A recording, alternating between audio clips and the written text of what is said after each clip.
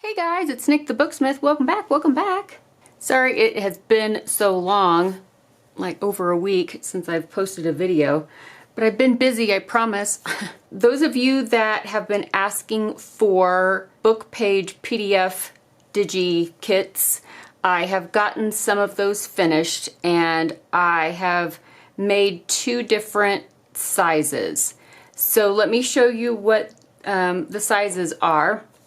And you've seen the books before, at least some of them, that I have made from this size of book pages. There are some of you out there that are already familiar with bookbinding, and so you don't necessarily need a class to learn that, you just need the pages. So ask and ye shall receive. These two different sizes are a couple that I personally like to work with, and there might be more sizes added later, maybe even like full-size books. We'll see. Those would be easier. The two different sizes that I'm talking about are this size here, which is the 2.5 by 3.5 inch page, which is 64 millimeter by 90 millimeters. And that is the size of these pages, like in this Poe book, this Botanical Illustrations book, and then the big ol' honkin' 380 some page Alice in Wonderland book. The finished size of the pages will determine how big you make your covers, of course. These kits are just the book pages. There is no instruction on how to sew the pages together, the signatures to make a text block. There's no instruction on making a book cover. These are just book page kits on PDF files so that you can print them out in the size that they're supposed to be. And then there is instruction on printing them with Adobe Acrobat. If you use a different PDF printing program, you're on your own. It'll probably work, but there's so many that I chose one. I have Adobe, so I chose Adobe. And the good thing about Adobe Acrobat is that there's a paid version and there's a free version. So anybody can download Adobe Acrobat and print from it. It doesn't cost anything. And that's another reason why I chose that as opposed to some third-party PDF reader that might be okay in one country but not okay in another country, you know. So I tried to use a all-round compatible program for that. These book covers that I made after everything is said and done ended up being about 2 3/4 inches wide by 3 3/4 inches tall. So a 1/4 inch larger, wider, and taller than the pages are. But this is one of the PDFs. I think it's 170 some pages of botanical illustrations. So those will print out, and they print out like, well, this is text, but they print out like this. So there are 4 folded folios, which this one page that's double-sided turns into one signature. So it's 1, 2, 3, 4, and then those 4 pieces, after it's cut apart, get stacked together and folded in half, and then that makes one signature. And it keeps it easy that way because you know that if you have one piece of paper, this is going to be one signature. You don't have to worry about, okay, is the other part of the signature on another page? Nope, don't worry about it.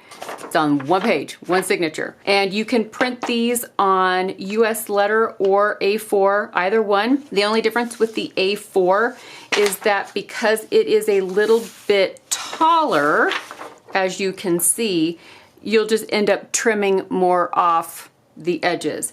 But there are diagrams on how to print with Adobe Acrobat with screenshots and notes and everything that walks you through how to print, and then also a cutting diagram. So it tells you how to cut everything apart. So these are what it turns into, are these lovely little signatures that you sew together just like a traditional bookbinding method. Sew them together and then bind them into a cover however you wish to do that. Those of you that have taken the Bookish Minutia class, it is exactly that technique. They're just a little bit bigger pages. I gave you guys in that class the formula on how to make a cover depending on your size of page. So you just have to use that formula to get your book cover size. You can do your own thing on that. It's up to your own discretion. So there's these 3 books, the PDF kits, Alice in Wonderland, the entire novel,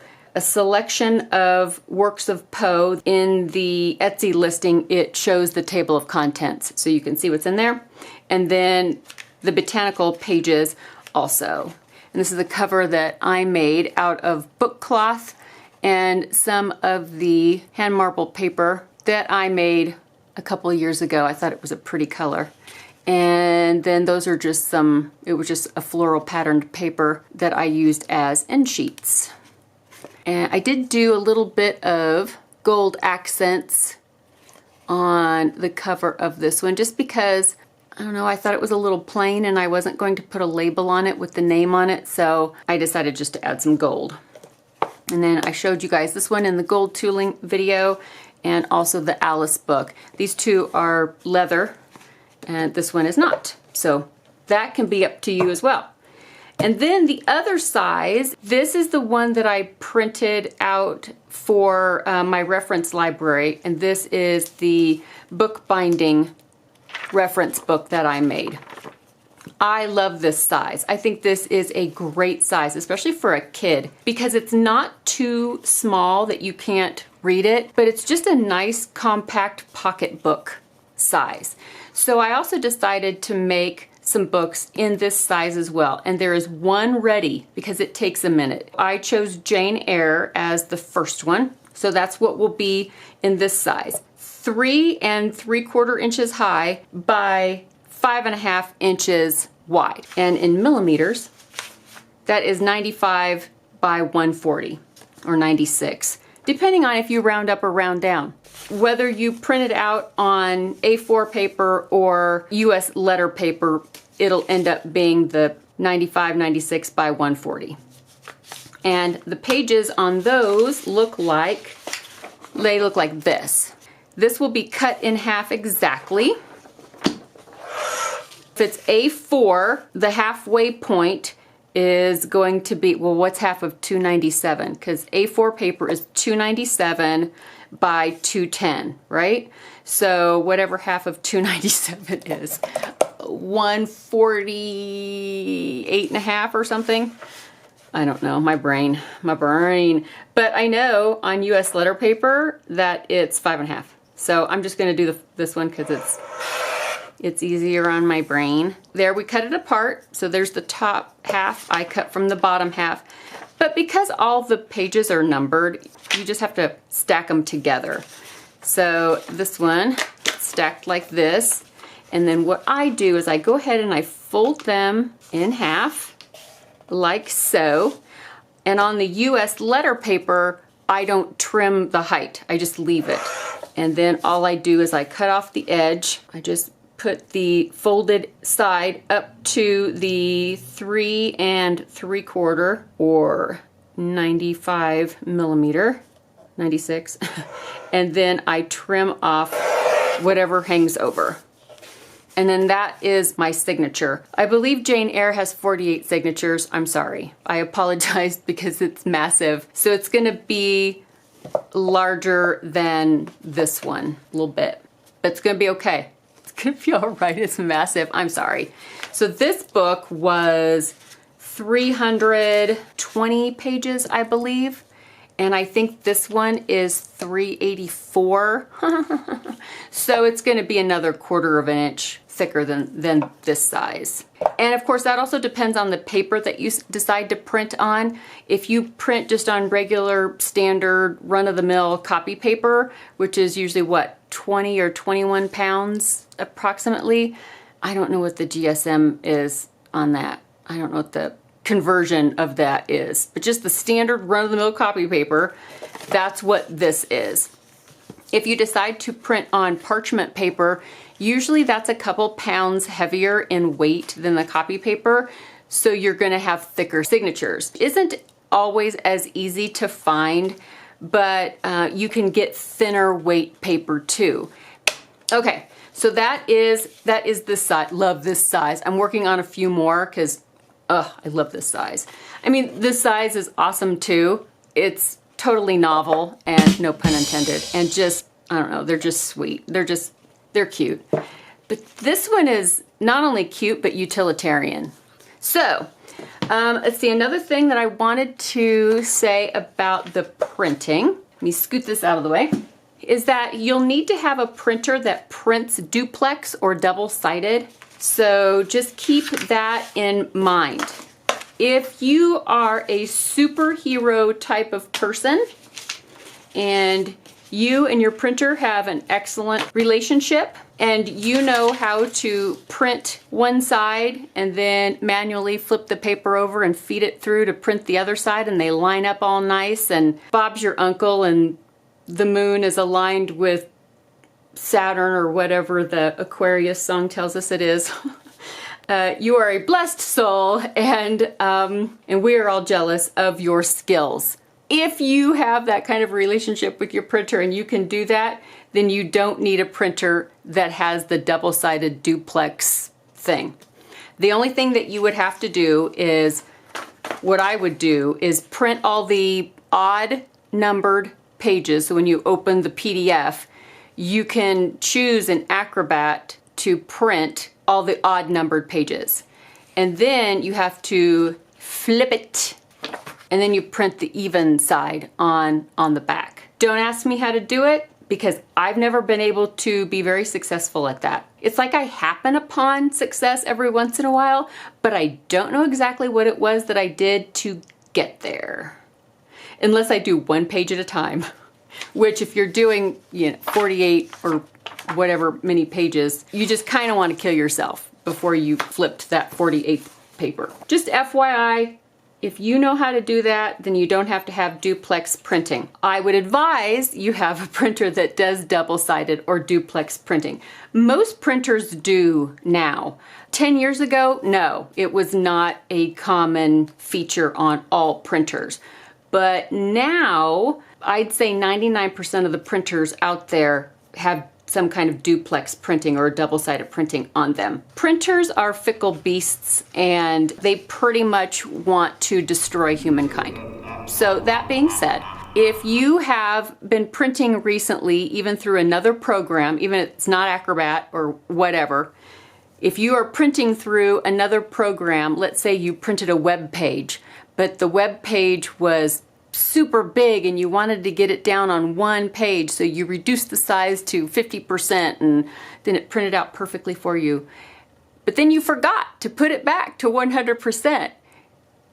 You go printing and everything's really, really teeny tiny, so the image in the middle is like here in the middle of the page and you're like, what happened? That's because you told the printer driver that you wanted it squeezed down, and that doesn't matter what program you've been in. I'll try not to get off on too many tangents because there's so many, well, but then there's, But for the most part, if you find yourself having some kind of a sizing problem, it's usually because the size got changed somewhere along the way. You could be printing through photos, you could be printing through Word, you could be printing through Paint. Any of those different programs, if you have changed the sizing at all or the scaling and you're printing through another program and you get scaling problems, then it's probably because it didn't get switched back. Just FYI. And it might look totally fine. You might go to the size and it says 100%. And you're like, but it's 100%. Yes, but it's not 100% if you open up Paint 3D. It's 75% over there, and because it's 75% over there, it very well may translate to 75% equals 100% in another program, which is stupid, and I wish Windows would fix that, and every other printer driver that allows that to happen needs to fix that, and there needs to be an alert, at least before you print. Do you want this to be 75% of the actual 100? No, I don't. Why would I want that? Oh, because 3 months ago I wanted that. And then you forget that you had changed it, right? It's dumb. It's dumb. Somebody fix it. Somebody fix it, please. So just FYI, that can happen, and it's maddening. All in all, I think that's about it. Always test one page first, one double-sided page before you decide to print off a whole, book's worth of pages. And when you're gonna print one double-sided page, just remember that when you select print in Acrobat and it opens up the print options box, it'll have all the pages, like let's just say, there's 1 through 30. Well, pages 1 and 2 will be the front and the back of one. And then pages 3 and 4 will be the front and the back of the next one. 5 and 6, and so forth. So if you just want to test out one double-sided page, then just pick 1 and 2, or pick 3 and 4, or pick 5 and 6, and just print those out and test it. And then that way you can test out, if your ink is doing okay, maybe you need to replace your ink, or maybe you need to change the quality, that kind of thing. It was really funny when I was printing out Jane Eyre. I have 2 printers. I have a Brother laser printer and I have a Canon inkjet. When I tried to print with the laser printer, I tried to print the A4 paper. It looked okay, but it wasn't aligned. Like the back would be just a little bit shifted over. It was just a minuscule amount. But then when I printed with the Canon printer, it was perfect. The alignment was just fine with A4. So what is up with the Brother printer that it doesn't want to align the front to the back on A4? I don't know. I don't know. It's one of those little things that they do without any explanation, trying to drive you crazy, slowly, slowly, destroying your soul day by day, just wearing us down, man, just wearing us down. I hope those of you that are already familiar with bookbinding and those of you that wanted just some book pages to have ready to print out, well, there is a few. I will work on some more. So if anybody tackles Jane Eyre, the big boy, that's going to be like this-ish size, let me know. I would love to see it. If anybody would like me to put the bookbinding reference book in this size up as a listing, let me know too. I just didn't know if this would be something that anybody would want. Well, that is it for me for the moment. I have a lot more work to do, so I will let you all go. And as soon as I get a spare second, I will definitely put something fun together for us. There's a lot going on, and then at the end of the day, you're like, well, where'd the day go? And what did I get done? I did get my taxes all prepped and sent off to the accountant, which was huge. That is, if those of you that know me, you realize how huge that is for me to do that, because every year I curl up in a fetal position and suck my thumb for at least 2 or 3 months until it has to be done.